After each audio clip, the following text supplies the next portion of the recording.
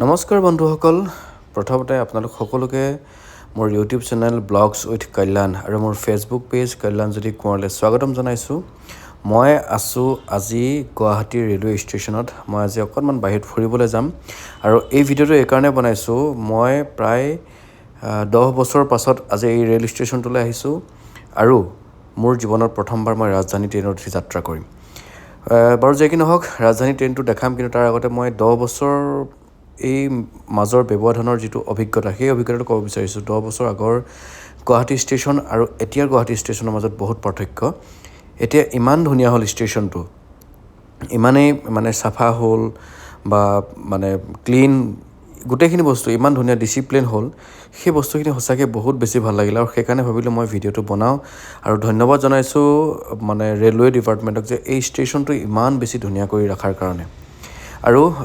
মই আগতে যেতিয়া প্ৰথম গুৱাহাটী আহিছিলোঁ মই ট্ৰেইনতে আহিছিলোঁ তেতিয়া মোৰ দেউতা আহিছিল লগত আৰু দেউতাৰ লগতে মই যাত্ৰা আৰম্ভ কৰিছিলোঁ তেতিয়া দেখাইছিলে ৰাজধানী ট্ৰেইন এনেকৈ আমি ৰখি আছিলোঁ ৰাজধানীখন এনেকৈ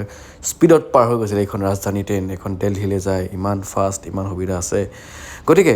মই আজি ভাবিলোঁ গোটেই ৰাজধানীত যাম আৰু এই আহি পালেহি মোৰ ট্ৰেইন মই এতিয়া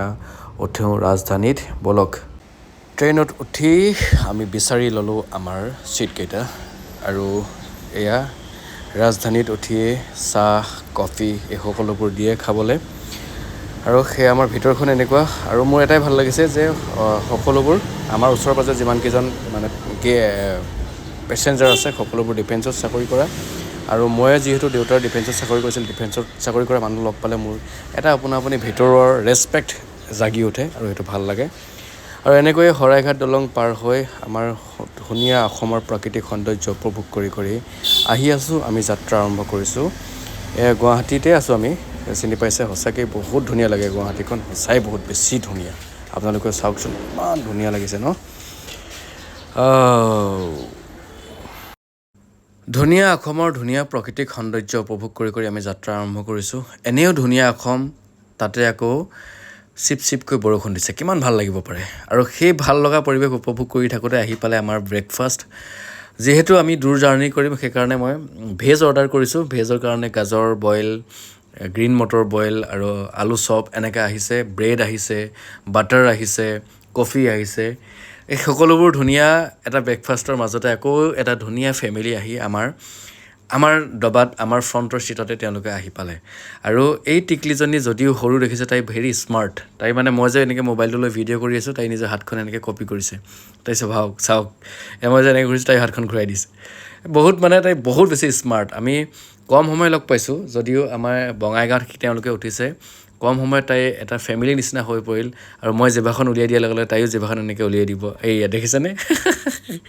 তাই মানে বেলেগ বহুত ভাল লাগিল আচলতে বহুত স্মাৰ্ট তাই যে কি নহওক তাই সদায় এনেকৈ স্মাৰ্ট হৈ থাকক কম সময়ত আমি লগ পাই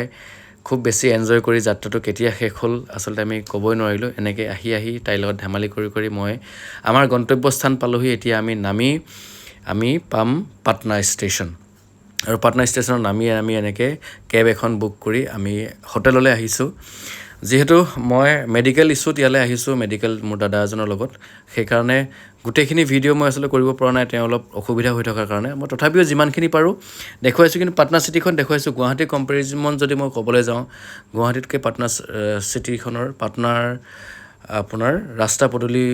ফালৰ পৰা হওক অলপ ডেভেলপ মানে আহল বহল বেছি স্পেচফুল আৰু ফ্লাইঅভাৰ যিবোৰ আছে ইয়াতে ফ্লাইঅভাৰবোৰ আমাৰ তাতকৈ গুৱাহাটী ফ্লাইঅভাৰবোৰতকৈ অলপ ডাঙৰ সেইকাৰণে চাগে যাম জঁটৰ অলপ কম হয় হয়তো বেলেগ মই যিটো জেগাত আছোঁ এতিয়া ইমান ভালকৈ মই জেগাখিনিৰ নাম নাজানো যিহেতু মই প্ৰথম আহিছোঁ তথাপিও মই চিটিখনৰ ভিতৰত যিমানখিনি দেখা পালোঁ যাম জঁটৰ বহুত কম আৰু ইয়াতে আৰু এটা বস্তু ভাল লাগিল মোৰ দুপৰীয়া হ'লেও তেওঁলোকে পানী চৰকাৰে গভৰ্ণমেণ্টে এটা ব্যৱস্থা কৰিছে যে পানী মাৰি চিটিখন ধূলিটো যাতে নহয় মেইন হাইৱেত পানী মাৰি ৰাস্তাবোৰ একদম পূৰা চাফা কৰি ৰাখে সেইকাৰণে ভাল লাগিল আৰু যিমান ডিভাইডাৰবোৰত যিমান গছ আছে সকলোবোৰ গছ একদম ধুনীয়া সেউজীয়া হৈ আছে যদিও তাতে এনেকুৱা কোৱা হয় ন বিহাৰত গছ-গছনি কাটি বা পাটনাত গছ-গছনি কাটি ৰাস্তা বনাই এটা বেলেগ এটা পৰিৱেশ সৃষ্টি কৰিছে যদিও তেওঁলোকে গছ-গছনি ৰুইও চিটিখন সেউজীয়া কৰি ৰাখিবলৈ চেষ্টা কৰিছে সঁচাকৈ খুব বেছি ভাল লাগিলে আৰু এটা বেছি ভাল লাগিলে যে মই গম পালোঁ তাতে আপোনাৰ মই গংগা নদীখন পাম আৰু সেইকাৰণে মোৰ আৰু বেছি এক্সাইটমেণ্ট বাঢ়ি গৈছে গংগা নদীখন দেখা পাম গংগা নদীত আচলতে এবাৰ গা ধুবলৈ চবৰে ইচ্ছা থাকে আৰু এইখন ফুড অভাৰব্ৰিজ এখন দেখা পালোঁ ফুড অভাৰব্ৰিজখন ইমান ধুনীয়া মানে ষ্টাইলিছকৈ বনাইছে আমাৰ গুৱাহাটীৰ যিখন প্ৰথম খানাপাৰাৰ যিখন ফুড অভাৰব্ৰিজ যিমান ধুনীয়াকৈ বনাইছে বাকীকেইখন সিমান ধুনীয়া নহয় যদিও ধুনীয়াই কিন্তু ইয়াৰ ষ্টাইলটো অলপ বেলেগ তো ভালেই লাগিছে এইটো নহয় যে মই কোৱা নাই আমাৰ গুৱাহাটীখন বেয়া গুৱাহাটীখনো ভাল আৰু এনেকৈ আহি আমি গংগা নদীখন পালোঁ দেখিলোঁ খুবেই বেছি ভাল লাগিলে আৰু হাইৱেৰ পৰা এই ভিউবোৰ ইমান ধুনীয়া লাগিছে ইমান একদম মানে ফ্লাইটবোৰ খালি এনেকৈ আছে ন আমাৰ যেনেকৈ হাইৱেৰ মানে যিটো খানাপাৰাৰ পৰা জালুকবাৰী যিটো হাইৱে কাষত বেছিভাগ আপোনাৰ এনেকৈ মানে দেখা নাযায় দোকান পোহাৰ বা গুদাম তেনেকুৱা ধৰণৰ বস্তুবোৰ বেছি দেখা যায় কিন্তু ইয়াতে অকল ফ্লেট খুব ধুনীয়া লাগিছে আচলতে বাহিৰৰ নিচিনাই লাগিছে মোৰ অনুভৱটো বাৰু যি কি নহওক মই মেডিকেল ইছ্যুত আহিছিলোঁ খুব কম সময়ৰ কাৰণে আহিছিলোঁ যিমানখিনি পাৰোঁ মই আপোনালোকক ভিডিঅ'টোৰ জৰিয়তে দেখালোঁ আপোনালোকে যদি আৰু জানে পাটনাৰ বিষয়ে মোক জনাব মই আকৌ যদি আহোঁ কেনেবাকৈ চেকআপত তেতিয়া মই আকৌ সেইখিনি দেখুৱাবলৈ চেষ্টা কৰিম আপোনালোক সকলোকে বহুত ধন্যবাদ জনাইছোঁ ভিডিঅ'টো চাই থকাৰ কাৰণে এতিয়া আমি আকৌ ষ্টেচন পালোহি ষ্টেচনত আহি পাই মই খালি আকৌ এবাৰ দেউতাক মিছ কৰিলোঁ কাৰণ এনেকৈ মানুহবোৰ শুই থকা দেখি দেউতাৰ আকৌ কোৱা কথা খালে মনত পৰিছিল তেওঁলোকে ষ্টেচনত ৰেষ্ট কৰে ষ্টেচনত শুই থাকে এনেকৈয়ে চাগে দেউতাহঁতেও শুই চাকৰি কৰি আমাক পোহপাল দি ডাঙৰ দীঘল কৰিছিল